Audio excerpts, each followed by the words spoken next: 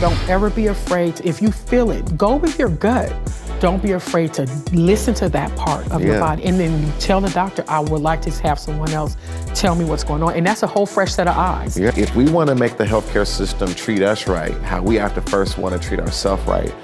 There's a whole separate set of blood work for African Americans or people more, of course, more melanated, to have certain levels of blood work done. Right. Yeah. So something that may have looked wrong here may not be wrong for that particular race. Wow.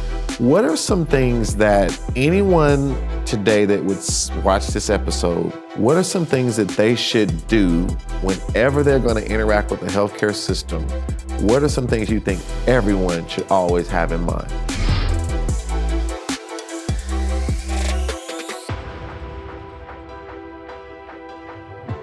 There is an emergency that is actually in the world today, and it's a serious emergency because none of us can escape the reality that we're going to deal with something with respect to our health. There's going to be something we have to fight through, something we have to fight for, and sometimes we have to fight for other people who are going through very difficult things concerning their health. Well, today, when you think about the healthcare system, there is so much to navigate. There are so many ways to just end up in a bad situation because you didn't know something or you didn't know what to ask, what to do. We are going to unpack something that is so critical to try to make this emergency a little bit less of an emergency for some of us that will hear the things that we hear today. Today, I have such a wonderful opportunity to talk to Miss LaShunda Wells. Now, she is someone who actually is a leader in one of my companies, Personal Health Design, where we provide all kinds of health services to really help people get down to the real issues in their body that is stopping them from actually having the wellness that they want in their life. And not only does she lead our customer success whole operation, but she also is one of our specialized vendors and providers for all of our phlebotomy services to make sure we get the detail out for all of our clients in her business, Compassion Flow. So I am pleased to introduce you to Miss LaShunda Wells. How are you, LaShunda? I am wonderful. How are you? I'm doing so good. I'm just so happy to have you on this show. And I know that this is not something you do all the time. No, absolutely not. Exactly. So I know you probably wondering, like, how did he get me on this stage with these lights and so forth? But you're here now. I am absolutely here. Yeah, you're here. Well, when you think about this, and I have so much respect for what you do, and we're going to find out why over the course of this episode. At first, I just want to thank you for the outstanding work that you do as a part of the team that we have at Personal Health Design, personal health coaching, all the things that we do there. I mean, you make all of our clients feel so special. You make sure that no one is without what they're supposed to have. And you do things with so much love and dedication. So I just want to say thank you first and foremost. My pleasure. And congratulations on being, now you're your own founder and CEO of a business that is direct partnership and are specialized with PhD Compassion Flow. I love that name. Yes. I love that name. And all the blood work and things that you're doing. And so before we go deep into this though, tell me why it's important to you that, people take it seriously in learning the things they need to learn to be able to navigate the healthcare system. That is an outstanding question. I think a lot of times people just don't have the knowledge base to be able to do that. Being able to be aware of what you need as an individual is very, very important when it comes to your health. Yeah. You are one decision away, you are one mindset away from something that can really change your life drastically. And so I take that very, very seriously when it comes to making sure people are aware and have the resources and things that they need, to be able to navigate what they need to navigate. Yes. No, that's very well said. And I know you have been a registered nurse, I think now for 17 years, right? Yes. 13 years of that, you were in the emergency room, which is a whole nother level. We're going to get into that. You got your bachelor's degree in nursing. You're headed towards your master's. Yes. So I don't know where your time is going right now, but you are getting it done. Yeah. But before we really go deeper into you and some of the things that we're going to talk about related to this subject, Tell us a little bit about you and your life. Where'd you grow up? What are some of the things that shaped you? Not everyone can be a nurse. Yeah. And I would like to know a little bit about you, how you grew up, and if there's any connections there of maybe your transition to wanting to care for people as a nurse. Absolutely. So born and raised Oakland, California. All right. The youngest girl of 6 siblings. So I'm the baby, yes. Okay. So I grew up in a single parent household at the time. I actually learned a lot about care from my mom, actually. Okay. She would take me and my siblings to different homes, like nursing homes, and she would have us go in and be around individuals that may not have had families. So Really? Yeah. No, wait a minute. Yeah, okay. This already got too interesting. Okay. You saying your mom took you all as children to nursing homes. Absolutely. With strangers. With strangers. To do what again? Like help care for them, yes. Really? Go in there and see how they're doing. Ask them how their day is. People don't have individual family members. So we were taught to look as a young child. And so that definitely shaped a lot of care and compassion as a child into my adulthood. And so that kind of transcends to an event that happened when I was about 10 or 11. I was involved in a very serious car accident, me and my siblings, where they were pretty much ejected onto the freeway. Oh my God. So it was very, very traumatic. And I always wanted to really do something, just kind of going back to my history with my mom, something to help someone. And I had all these ideas. Yeah. But what connected me was when I went to Children's Hospital in Oakland, California, and I see all the nurses around. I see the doctors, see all these people just kind of running around. This is you as a kid? This is me as a kid. I'm 10, 11 years old. Back definitely years ago then. And it instantaneously, I connected with the nurses because they were the ones touching, they were the ones talking, their tone was different, and I knew right then and there at about 10 or 11 years old, that's what I wanted to do. No way. 10 or 11 years old, you knew you wanted to be a nurse from the experiences with nurses while you were going through a trauma. Absolutely. Wow. Absolutely. Okay. Yes, so from that point on, you knew that you were going to do whatever was required. So if people asked you as a little girl, teenager, and coming through elementary, middle school, junior high, high school, all that, you were saying, I'm going to be a nurse. That's exactly it. Wow. That's exactly it. Really? So tell me a little bit about when that actually came true. Like, how did that part go where now you come through high school? How did it actually come true? What was that journey like to become a nurse? It was actually very tough. As a child, my mom actually dealt with a lot of health issues and just different things in her life. So I was actually a high school dropout. Really? I didn't actually go to high school from 9th to 12th grade. Okay, wait a minute. Yes, What is going on right now? We can't even, I don't know how long we've been here, but this is already just mind-blowing. You dropped out of high school? I dropped out of high school, to help support the family. In what grade? Or 9th. I didn't even go after 8th grade. That was it. You didn't go to high school. It was it. Yeah. Well, so did you have it where 9th grade started high school where you were, or was that considered junior high or middle school? That was considered high school where I went. It was, because sometimes, 9th grade is kind of tricky. Sometimes they put it in high school, sometimes they put it in junior high or middle school. So you were in high school in that sense, and you dropped out. I dropped out, Really? Now, why did you drop out? It was more so just to support family. At the time, my mom responsibilities, and we needed help. And so me and my older sister, we at this age, I think it was probably 16 years old, we both got jobs to try to help support the house. And as we kind of navigated through adulthood, there was a good family friend that helped me when my mom went through her illnesses to help me to get my high school diploma. Wow. Wow. So did you get a GED? I got what they call a California High School Proficiency Examination. It's offered in California.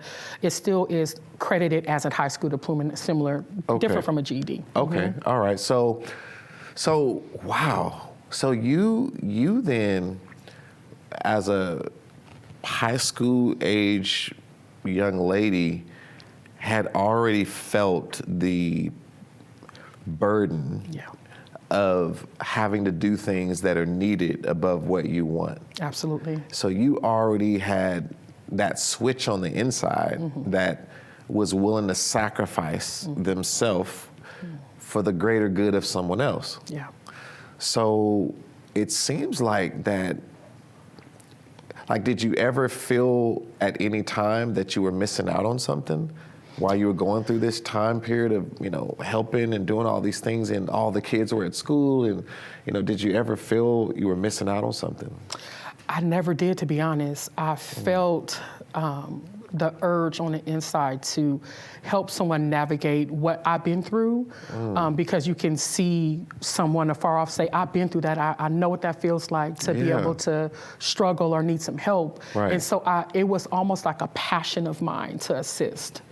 It was from a child, and I can't explain the connection, but that's kind of how I felt. It's so special, LaShunda, it really is. And just from someone as a young man that came through a lot of trauma, I feel like it gave me like a secret weapon. Yeah. When you've been hurt and you've had a lot of pain, or you've had to be older than your years or embrace adult problems as a child, you start to see things differently, and you can feel people, and you can discern a lot of things because you've felt so many things maybe you shouldn't have had to feel so early, but then you get more seasoned at feeling people. Do you feel like that this has helped shape some of the things about you that is able to feel people and feel pain and have that sense of wanting to help people? Absolutely. It's like an extra mile. I think I sometimes tend to go, but I almost feel like it's a duty of mine to not have someone feel that. And as much as I can do, if someone is in front of me and I have the means to help, I want to give it. Everything in me, I want to give it. Yeah. You work so hard, or, we have a fascinating team. I love the team that I've been able to have support and uphold my hands down through the years, being an entrepreneur over the last 25 years or whatever it is now. And when I see you among that team working, I mean, you're the best of the best. I mean, you give your all, but now I have a greater appreciation of where some of that's coming from. Like, this goes way back in terms of you wanting things to be done right, you wanting things to be taken care of, and feeling a sense of responsibility. Now, I know this can also be a weakness, though, too, right? Because you probably sometimes want to solve everything and you can't, or do too much than you should, or go too far, really trying to help. Has that also been a struggle? Oh, absolutely. I had to learn how to balance that. Right. Some things it may not be for you to step in and touch. It may be for you to direct them to the person that can. Okay. So I had to learn that very early on. That sometimes the passion it can be a weakness. So you have to learn how to say no. You have to learn how to be okay with giving it to someone else to do. And that's been a struggle, but I'm learning. Absolutely. I'm learning. Absolutely. No, I totally understand. And so I kind of cut you off because you were talking about dropped out of high school, and I just had to understand what was going on. But you were on your journey to how you became a nurse. Absolutely. So pick it up from you got your a recognized high school diploma, or you passed the proficiency test. Now, how did you go from there, from all of that, to end up being a nurse? So it was a journey. I was going to Merritt College in Oakland, and it actually took me 9 years to complete my 2-year degree. Wow. When I first started college, to complete your 2-year degree. 2-year, because I dealt a lot with not having the structure of how to study, how to put in the time, how to ask for help. And so there's a little bit of struggle the first maybe 5 years until about 2005. It's when, I got really, really hyper-focused on my career. So I started going there, and I started to do all of my curriculum. So I was in arithmetic. I was in 1 + 1 = 2. And I had to be okay. In the beginning, mentally, that was hard for me because I'm an adult now, right? I should learn, or should have known how to do this, but I didn't. And so I had to struggle and begin to learn how to ask for the right, proper help. And I think too, and I know you can relate to this. I was actually born in Oakland. I was raised in Richmond and in some in Vallejo too, as I got older, kind of high school years and stuff. And so, but I remember in transitioning from certain places to another, like going from Richmond to Vallejo was a transition, and realizing there was some things in the environment I was in that you just wasn't exposed to in terms of what you were supposed to know already in terms of education, math, reading, writing, and things you had to catch up on. And then by you not going to high school, I'm sure there's some structure that you didn't have. but you had survival skills, right? Absolutely. Like if you was taking it, if they would have made them tests about survival and what to do when this go wrong and someone's sick and this is happening, or you gotta lock the door when you hear this outside, we would have both got some 4.0s, right? Right. So did you have an issue transitioning from a survival thinker and someone who knew how to deal with life and the issues of life to having to be structured and do what was required to actually be a good student? Absolutely, I did. That was really the struggle. That was really, really the struggle. So I had to learn the discipline. There was I had to switch my mindset on what survival was. Now my survival is to get this degree to better help my family, to better help the environment that I was in. So that became my fuel.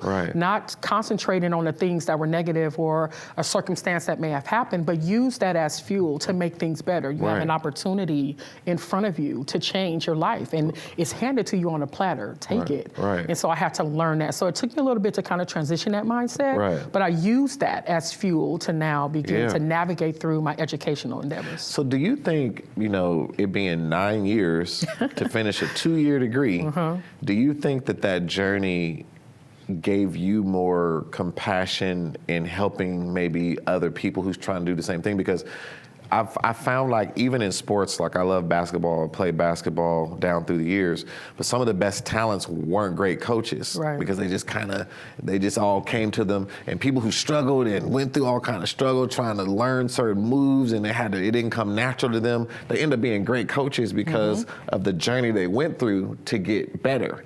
Do you think that journey has also shaped you in having a deeper understanding and being more proficient as a nurse, and also be able to help other people trying to become nurses? Absolutely. That's another passion of mine. I often get calls or what have you to help individuals with nursing, navigation through that. I absolutely love it. I've taken my experience and what I do know just from my life and helping them to navigate through their personal situation. That really is something that's passionate for me too. So I love that part too. Okay. I was wondering because it's something when you go through something that way, it teaches you something, that you can give others. So I want to fast forward though. I'm jumping straight into the emergency room. Oh, well, let's now do it. You became a nurse, but now you weren't just no ordinary nurse. You go from all that journey we just talked about and end up being in the emergency room. I want to talk about it. When I was thinking about this episode, I wanted the thumbnail to say the emergency, because it's a duality. There's an emergency in the healthcare system, which we're going to talk about and how to navigate it. But there's also the experience that I feel you've gained from the emergency room that is very unique. So what is it like working in an emergency room of a hospital? Unpredictable. I didn't really know I wanted to be in an emergency department until my last semester of nursing school, when my clinical instructor allowed me to go and shadow. I didn't really know the area I wanted to, but when I went down into the emergency department, I instantaneously connected to it. I have a personality that is constantly always moving.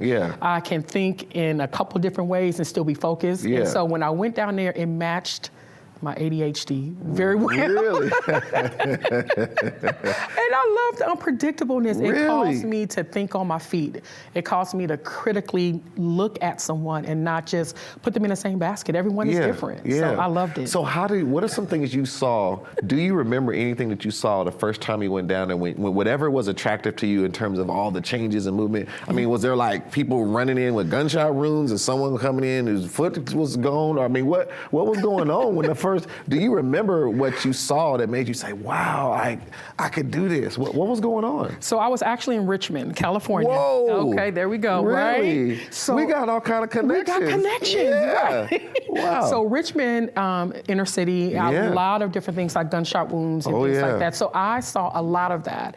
And it's almost like a person was a puzzle piece and we were the people to help put them back together. Wow. So it was so fascinating to see someone that may have came in with a gunshot wound not knowing where it went, and they're failing. Now you're that individual that helps to help save their life. So you're working with a whole team of doctors and other nurses and other different areas in the emergency department to help try to save someone's life. So I love the fast pace of it. I love to see different age groups. We saw my youngest patient at the time was 7 weeks up until elderly. So 7 weeks? 7 weeks. What do you mean? What was that situation? It was a baby that was just critically ill, didn't know why, obviously just born. And they brought him to emergency? Sent him to the emergency to see what we can do for him, and that was my patient. Wow. So I have patients like that, people my age, different illnesses. So it really taught my eye to be open and broad to different health issues and things like that. So it was really good. So how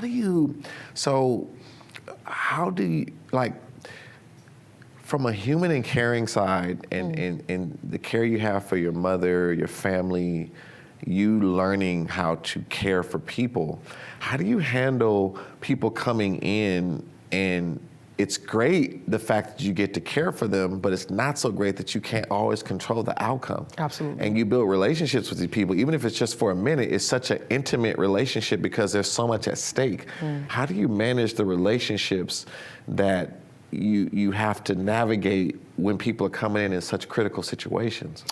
I try to be empathetic. I think for me, it's very important when you're looking at someone on the other end of you that may have no knowledge base of why they're there. Right. They're scared. They're in something that never happened to them before.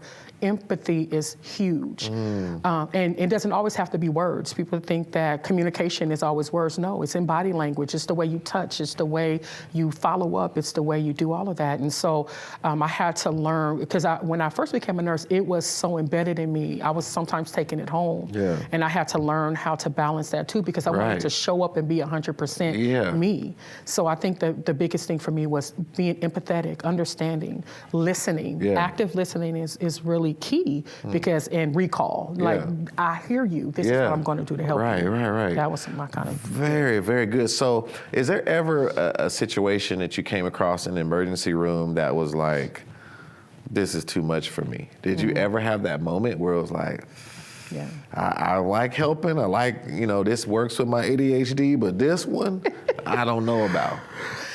I had quite a few. I think my first one will be, I was in my first code ever. So someone was code blue. Wow. And now break that down. So code blue is when someone needs life resuscitation. Wow. So this individual is coming in at this moment, and they needed us to help save their life. Okay. Brand new out of nursing school. So textbook and reality, vastly different. Wow, yeah. So the first time that I saw that, I was very shocked, because I didn't realize the significance in the beginning of what needed to be, what entailed saving someone's life. So they had me stand in the corner. Really? I had to stand in the corner because I was a little bit shell-shocked. Right. Just watch for the first time. And so I had to, and then that's how my skill got a little bit more built as I began to sit in season. So you witnessed someone coming in cold blue, and the actions that are taken in that emergency room was going to be the difference if they lived or not. Lived or not. Wow. And that was very hard. Wow. So you all deal with a lot of situations that are life and death in the emergency room. Would you say that's a large percentage? Absolutely. Is life and death things? Absolutely. Wow. 95% of that, someone's coming to us in a state where 95% of the times their life needs to be saved. Wow. And now I want to talk about the connection between when people go to the emergency room, they know they're in trouble and they need help. But there's something going on in the healthcare system right now where it's just as much an emergency, and they don't know that it's something critical that they need to ask that doctor, or that they need to consider how things are being done. So I want to get to that in a minute, but before we do, I want to ask just one more thing about the emergency room. Okay. Like, when you think about managing stress, making decisions under pressure, being a critical thinker, what type of skills such as those do you have to be able to work in that type of environment? Focused, calm. It's very, very important that if someone comes in and they're of course, scared. You don't match that. You good. have to be able to navigate and calm someone down. So if someone is in front of me, they're screaming, they're hollering, I'm not going to match them with the same tone. Right. My tone is going to be very calm and very approachable. I'm going to touch, I'm going to feel to make sure that they know I'm not there to harm them. Yeah. And a lot of times when you do that, people tend to go the opposite way. Yeah. So you have to be focused, you have to be clear, you have to definitely be strong, concise.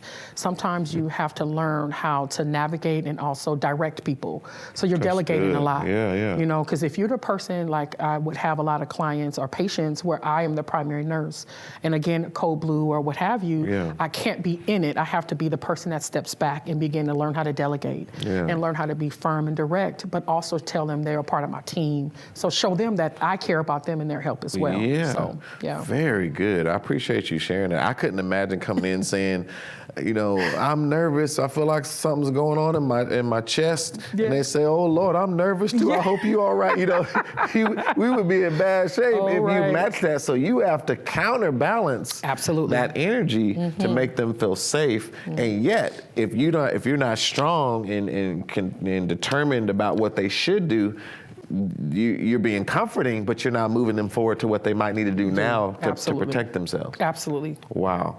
So, all right, let's move into, there's a whole nother emergency, as I was saying earlier, and I happen to know that you are an individual that really takes it seriously when you're going to help someone that's trying to navigate the healthcare system. And someone could be sick, someone might have a disease, someone might be in a particular battle. They go in to see the doctor, and if you don't have proper training, if you don't know what to say, there's so many things that can happen and not happen just because you didn't know. So talk to me a little bit about why we need more advocates like you when we're dealing with the healthcare system. Like, what can go wrong? Everything can absolutely go wrong. When you don't have anyone to help you through that, sometimes individuals can see that you don't have a support system, or just a knowledge base or what have you that you may need to help get through to the doctor or what have you. Right. A lot of people are afraid to just ask. That's the biggest thing. When I talk with people or I'm helping to advocate, I let them know that the doctor, the nurses, whoever is on your healthcare team is your team. Right. I always say that we work for the patient. Without you being here, we wouldn't be who we are. Right. And so I take that very, very serious. And I feel like when people don't have the knowledge base or someone just to help them to ask the right questions, to know what to do or how to do it, that can really harm them, in their life or in their health, et cetera. Yeah, so can you share of an example or a situation for some who might be seeing this, of a situation where maybe someone didn't ask the right question, or the danger of not asking the right question, how it could really hurt someone or hinder someone in their life? Like, why is that so critical when you're at that moment in the room with a doctor, knowing what to ask? So a lot of times people are fearful, and I feel there's been times even in the emergency department, people have made decisions afraid to overstep the doctor or overstep, someone that may be in authority. Yeah. And you have to help coach them as the nurse, because we're the people, a lot of times nurses are the ones that are touching the patient. They're at the bedside 100% of the time. And so having to help the patient to help even help them to ask the right questions. So sometimes you've coached patients absolutely. Of what to say to the doctor. Absolutely. Really? Absolutely. Because they sometimes don't know. Yeah. Did you know that if you ask this about a certain medication or a resource to help you get the care that you need at home or medical equipment? So I've had a lot of patients, elderly to even children, that didn't know that a social worker can help come in to, help, make phone calls and get the things that they need. Even the doctor, like, I feel this in my body, making sure not to be afraid to say that. Would you mind testing maybe my liver or my kidneys? Because this is what's happening. So just kind of help with that. What's so crazy about this, LaShunda, is that I know so many stories of people who went to the doctor. They said they felt a pain, or they felt a lump, or they felt some, hardened tissue in their leg or whatever.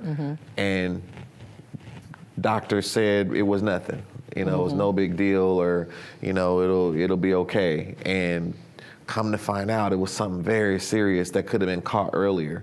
So sometimes those things you said where you help a patient ask the right question, tell me a little bit about how serious people need to take it, the difference between actually asking the right thing at the right time and not asking at the right time, because sometimes I don't think people realize that moment, if you don't ask the right thing, you literally could have your life in your hands, because the system is built to not just volunteer stuff. If you don't ask, it just don't happen. Right. You know what I mean? Like you could have, something you help someone ask, they would have never asked that, and they would have went on living their life not getting the knowledge that they need. That is just so amazing. It's mind-blowing to me. Yeah, I think that is a very, very, very pivotal point that you're making in healthcare today with individuals.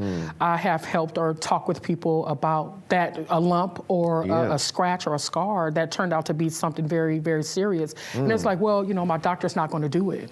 They give me too much flack or whatever, or I feel like it's nothing. I'm not going to worry about it. And going back to the knowledge, when I explain to them or help them say, hey, this could be this and this and this, you want to definitely ask the question at the right time, or ask them right away, and ask them for testing. Don't be afraid to do that. And a lot of times they haven't. They do ask. They do get the testing that they need, but a lot of times people will let it go, and as you mentioned, will turn to be something more detrimental. But that's kind of how I do that. Yeah. So when you're thinking about someone comes to you and they're saying, I'm dealing with this condition, I'll be going to the hospital, what's your approach to assessing what type of advocacy someone might need? Like, what would you ask someone, like, have they done this yet, or checked this yet, or where are they going? Like, what's some of the things that go to your mind, through your mind, when you realize someone is coming to you and they're just letting you know that they're about to start entering into some relationship with a hospital or a doctor? What are some things that you would say to them? Especially so, this is great you're asking this, because even I get a lot of calls about individuals maybe going in for surgeries or certain body parts. Yeah. The things I love to ask them is, asking the doctor how long their stay will be. Do they have resources when they get home? What about pain management, nausea management? And it triggers them when you begin to give them the questions and things to ask, like, oh, I never thought about that. That's good to do. Wow. So you can actually give them a set of questions to kind of prepare them for what they need to ask. Oh, absolutely. Have you ever went, whether it was a friend or someone you care about, have you ever just went to the hospital with them and sat in the room and started talking to the doctor? I mean, you've done it as a nurse. Have you done it as a friend, but you happen to be a nurse? Absolutely. Type of thing? Oh, absolutely. How do doctors receive that? They're shocked, Really? because I begin to talk, I guess, the language, and they didn't realize. So a lot of times I do sit in the back, and a lot of times people do introduce me. This is my friend as the nurse. Oh, really? They tell it up front. They tell it up front. I like to watch. I want to see the bedside manner. I want to see if they're going to help and care. Yeah. And when that doesn't happen, of course, respectfully, you interject. Yeah. Well, what about this and what about that? And so when a lot of times other healthcare professionals see that you have someone there with you, they see you have a support system. A lot of times that changes the conversation. Just that right there. Just that right there. Yeah. And they see that and they begin to treat you different. Oh, I can't do this, I can't do that. And not trying to say anything bad, but it's the reality of what people are facing today. Yeah. When you have someone there that understands what is happening and can ask those questions on your behalf, it changes the tone of the doctor, it changes the tone of the nurses, what you can get and what the results you get, how quick they come. Yeah. That changes a lot. Yeah, and I'll share a quick story. There was a young lady, she's like a goddaughter, and she was staying over the house, and she was having an allergic reaction. And I believe my wife called you, and we were getting some tips, and you start telling us what to do, and she was having a situation, and so we started doing everything that you told us, and then we rushed, and when it wasn't getting better, you were saying, hey, you need to take her to emergency. So we took her to emergency, we get her all in there, get her all set up, and she's in the room there, and the doctor comes in and he says, like, you all did absolutely perfectly in terms of what you should do before you brought her here. Like, I mean, we couldn't have improved on it. Like, there's nothing else we feel we need to do. You keep doing what you've been doing. Just have her do this and that. But I mean, perfectly, right? And we just sit there like we was giants. But it was you. It was you. I have to go on record. Yeah. And I mean, you really told us what to do, so much so that I saw what you do, because the doctor had to actually commend how well that she had already done all the right things. And so I could just see how comforting it is in these serious situations that hit our life, to know someone like you and to have knowledge of things like we're talking about now. Because if you're misinformed, I mean, it makes all the difference in what ends up happening to you. Absolutely. Yeah. So I want to talk about, when you think about the healthcare system, so as we kind of, think about what we've been talking about, what are some things that anyone today that would watch this episode, what are some things that they should do whenever they're going to interact with the healthcare system? What are some things you think everyone should always have in mind? Do your research, have questions ready. If there's a concern about what you may be dealing with, do your research and have that ready and on hand to ask the doctor. Have someone with you that may have either a knowledge base of it, or just someone as a support to make sure that they can see that individual there, with you. And don't be afraid. I have to say that is my number one thing, is don't be afraid to ask. It starts with just one question, and the question leads down a road to answers that you may need. And so I would tell everyone to be equipped with that medical history, medications that you have that all lined up, even surgeries, whatever the case may be, because they ask those different things. And so I would tell people to be equipped with those things are very, very, very essential. I want to pull up my whiteboard. I think I caught some of the key things about doing your research, having support there with you, because I know, and I know you and I, we have connection in church communities, and if someone, even in our church family, we know they sick or something comes up, they're gonna see a group of people there making sure them people do right by them, right? Absolutely. And that's the way it should be, and when people see that people have support, do you agree that doctors and nurses act differently? Absolutely. When they know the person has people there that care and is watching what they do? How impactful is that? Very impactful. I know as a clinician, when I would see family there, it would really help me, not that I wasn't before, but it'll give me the extra to make sure that the patient was taken care of. Numbers speak volumes to the doctors, especially with individuals there to help kind of navigate the health situation of an individual patient. Right. I'm just going to say, leave it there. Yeah. It speaks volumes to have a lot of people there. Yeah, absolutely. So, and then we think about writing questions down. So when you think about questions, something that is the worst feeling is you're at home, you're nervous, and when something comes on your life, today you're on Google and ChatGPT trying to figure stuff out, and, people trying to self-diagnose themselves.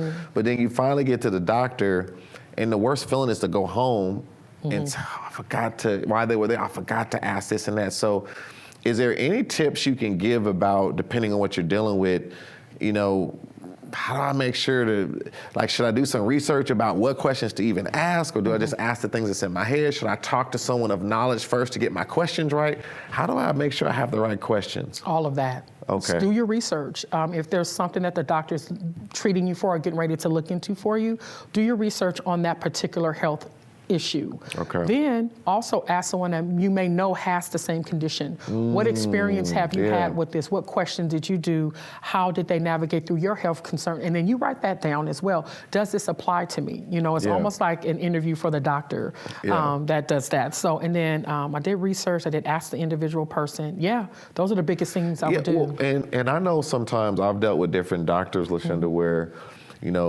I'm big on research. Like, if something wrong with me, I start looking right away, and I'll go deep into, I'll come in talking medical terms when I come in. They be like, who is this, right?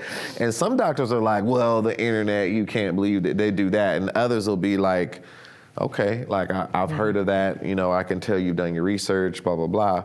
And I know sometimes everything on the internet is not true, but there's a lot of information. And sometimes I found things that through research and reading all kind of deep blogs where people were just talking about their conditions and what helped them. And I found out some things were true that people said in the community and the doctor didn't even know. Right. They had never even heard of certain things. When you have a unique condition and maybe you look and you do research and you might get more knowledge. So it seems like people have to really be unafraid to seek knowledge, and you can't just assume that every doctor, every nurse knows it all. Absolutely.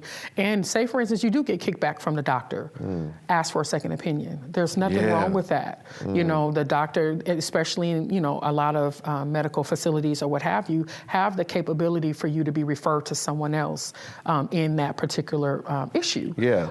And so I definitely feel like that's huge. Yeah, absolutely. Like So I wrote in here too about second opinion, but even with medical history, I know something that was kind of tough for me. Like during the pandemic, my father passed away, and when we weren't on the best terms, but sometimes I kind of regret not finding out more about what was going on with his health, because he was in the hospital the last time I saw him. He couldn't speak, and he had different conditions, and so I know a little bit from his sister. Some things he was dealing with, but, we can do everything we want to do with health and fitness, but what runs in your family is a big deal. Can you say something about why people need to take this more seriously in terms of whatever you can do to find out about medical history? Oh, absolutely. And people don't realize things can travel through generations. Even just getting to my father now, my mother has since passed away, and since then had some medical issues. And she was always afraid to understand or know the doctor. Yeah. But now that I've taken over with my sister, my family, my father's care, his medical history is so significant, and it's we see it now in ourselves. Really? And so that is very huge to go back to really know what your family has, because again, that can travel through generations. And sometimes when you get into adulthood or even something stressful or something can trigger it to manifest. Yeah. So having that knowledge, and don't be afraid to ask it, because you want to know so you can be aware and not have it hit you blindsided. Yeah. So if you know that history right away, you can bring that to your doctor, and you can use that actually as ammunition. So there's been times I've had medical concerns or what have you, and I say, hey, this is the family history of my mom. This is the family history of my father. I would like for this to be checked. Yeah. And they use that, and they're like, oh, I see that. And that has fueled me to get doors open for other testing and different things like that. Yeah. So I would use that. That is really good. Thank you for sharing that. And I think another angle of this, we're talking about helping people navigate. So another thing that can help make sure the healthcare system is serving you properly is having the right data and information. And we get data and information by willing to have the proper testing. Now, I know you being a part of our PhD team, and we get into some serious testing, because without specific information, you can't make decisions. Absolutely. And I try to really provoke all the people around me, and especially men who sometimes just don't want to go to the doctor, don't want to get testing. And, I'll talk to men about, getting the colonoscopy and some things you just don't want to do, and getting your blood work. And can you say something about how if we want to make the healthcare system treat us right, how we have to first want to treat ourselves right by getting more information about what's going on? Say something about the importance of getting proper testing for your health. Oh, absolutely. It's a blueprint it's a foundation to the care that you need. If you go into getting any care that you are supposed to get blindsided without the proper foundation and data, that can actually do you more harm than good. And so, and people don't even realize a lot of blood work is based off a certain race or a certain gender or what have you. I didn't find out until a family member went to go see a hematologist that, depending on your specific race, they have different criteria for you. Really? Yeah, so it's like having that knowledge base is going to be very good. So What do you mean different criteria? So African American. So a lot of blood work is based off of sometimes Caucasian male blood, a certain population. They test only a certain amount of people that doesn't fall into a big group of people. Like a sample group. A sample group, right? And that may not even apply to you. We didn't realize until she went to see a hematologist that there's a whole separate set of blood work for African Americans or people more, of course, more melanated to have certain levels of blood work done. Right. Yeah, so something that may have looked wrong here may not be wrong for that particular race. Wow. Yeah, so getting the right blood work and the foundation is very, very important. Wow, and then there's levels of testing, right? There's the testing that if you say I'm getting a physical, but I found if you don't ask for certain things, they won't tell you. Like you didn't know you could get a fasting glucose test, or sometime I go and ask for my vitamin panel, like how am I doing on my vitamin D and all these different things. So it seems like you even need to do some research, and then I know what we do at PhD just a whole nother level. Like maybe you could say just a little bit about that. I don't know if you could just say a little bit about some of these things that people can test that they may not realize. Oh yeah, we test vitamin levels, we test your gut barrier. People don't realize sometimes 95% of our immunity is in our gut. Right. And a lot of times, microbiome. So a lot of people don't realize that if your stomach or your gut is off, it can throw everything else off. And the doctor, they won't know that. So a lot of times things are masked through pills or what have you, or, different other areas. Yeah. And so with PhD, we really go to more of the cellular level. We really look deep within someone. We check people's thyroid, we check your A1Cs, we check certain autoimmune diseases, things that can go really in depth in different things, and sometimes a doctor won't even go that far. Yeah. And a lot of testing, a lot of diseases that are even diagnosed by doctors, it costs money. So a lot of times doctors are afraid, or not afraid, but it's not within their budget. They sometimes are shareholders in hospitals and things like that. And sometimes, depending on their quota, if they diagnose too many people, or they order too many CT scans, or they give too many things, it can mess up a bonus or something like that. And so those are different things you got to navigate through with the healthcare system. So being able to know that and ask and advocate you for said that. somebody doing too many scans, it can mess up a bonus. It can mess up a bonus. What you mean? To explain. What? So sometimes doctors are shareholders in hospitals. They have a certain quota they need to make. Yeah. And sometimes if they have certain diagnoses and things like that are too much. Like even when I go to my doctor, I use myself as an example. Yeah. My doctor is absolutely amazing, but she's like, they want us to start here, even though she knows I need to be over here with a certain test. Yeah. But it's a certain level of, how should I say that? Navigation that they want you to be in. Well, yeah, because it's like I have some injuries from basketball down through the years, and I know I need an MRI. I know it's tendon and tissue related, and they make you go do these x-rays and all these other steps. That's what you're talking about, right? That's exactly what I'm talking about. Yeah. And that if they don't go through that criteria, a lot of times things won't get approved, or they won't, get certain, whatever the case may be. But a lot of times when they order too much certain things, or they diagnose too much, or they give too much, they haven't met their quota. Right, and to keep costs at a certain point, or to make money. Absolutely. Wow. So that's a lot of downside of the healthcare field, which is, why sometimes you may run into kickback from the doctor. Yeah, depending on what's been going on in that hospital or in that healthcare provider before you came. Before you came. Wow. So, all right. So testing creates information. Information allows us to make decisions as well as have discussions with the doctors. So I want to just touch on lastly, you mentioned so I added this about testing creates information, but I want to unpack second opinion for a minute, because I think sometimes when people hear a doctor speak, they almost take it as law. Yes. And so can you talk about the importance, let's go on this just a little bit more, that it's called a practice for a reason, right? And people are doing their best to tell you what they see and feel, but why is it so important for people to feel okay with saying, I want to get another opinion about what someone has told me in the medical industry? Yeah, don't be afraid of that. And I'm going back to experience. I want to always come back. Yeah. There's a time I went with a family member to the doctor, and this family member had a certain situation or what have you that was happening. Yeah. I was just so happened to be in the room, and the way the symptoms were, it triggered me. And I said, well, what about this? And the doctor that was treating this individual said, well, I don't think it could be that. I said, well, can she get a second opinion? Right. And And that triggered her to say, like okay. You was advocating, right? I was advocating. Can she? Can she do that? Yeah. Right. So, yes. Yeah. So the doctor went ahead and ordered it and went to a second opinion to someone that specialized in a certain area. Right. And exactly what we thought that this individual had was what she was diagnosed with. Wow. And so I tell people all the time, don't ever be afraid. If you feel it, go with your gut. Go with your heart. You are the individual that is dealing with the problem.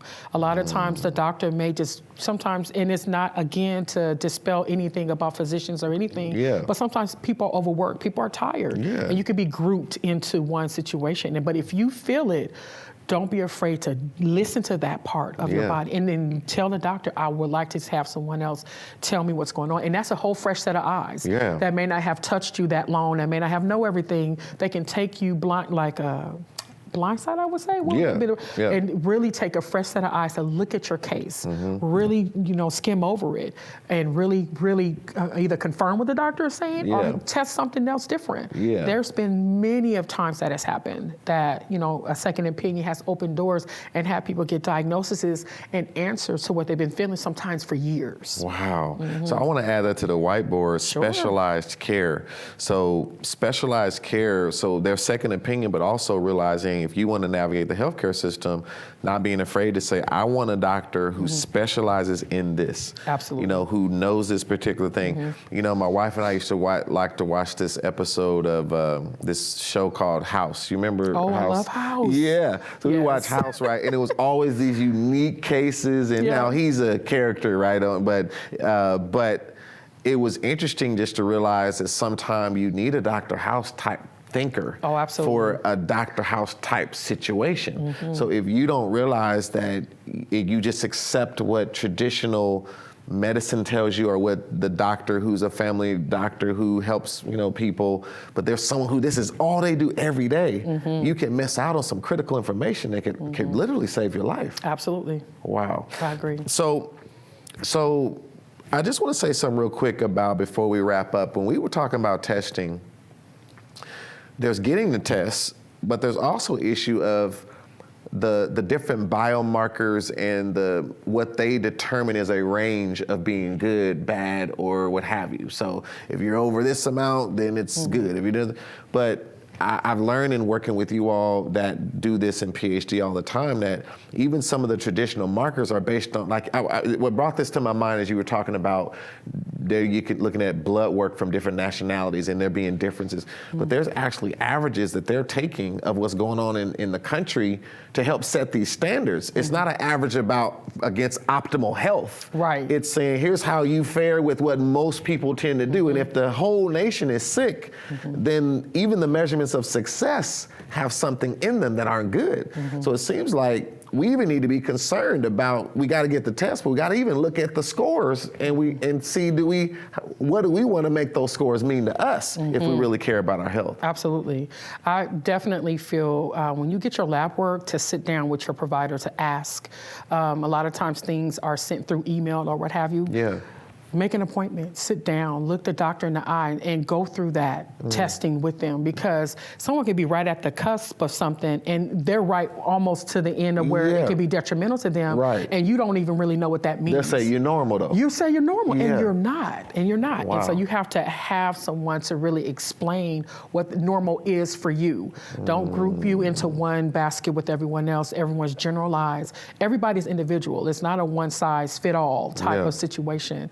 So I feel like for you individually, you really have to ask the doctor about that for sure. Wow. So I want to just summarize this whiteboard real quick. So we talked about doing your research, having support when you go to the doctor. Let them know there's more people with you than just you that care about what they do to you.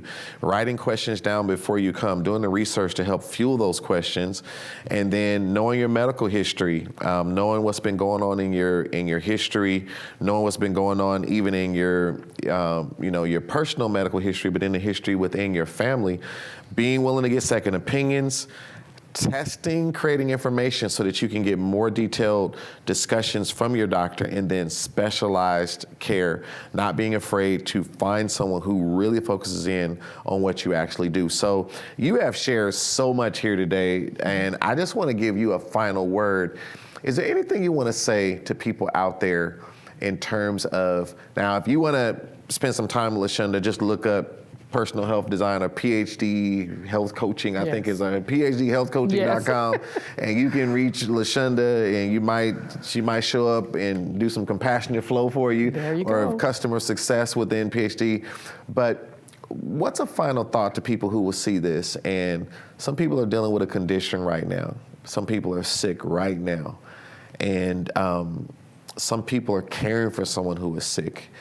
They're frustrated, they're stressed, and they're looking at this and thinking about, maybe there is some hope. Maybe there's a different way of looking at this. Maybe I can keep fighting for my health or the health of someone that I love. Mm-hmm.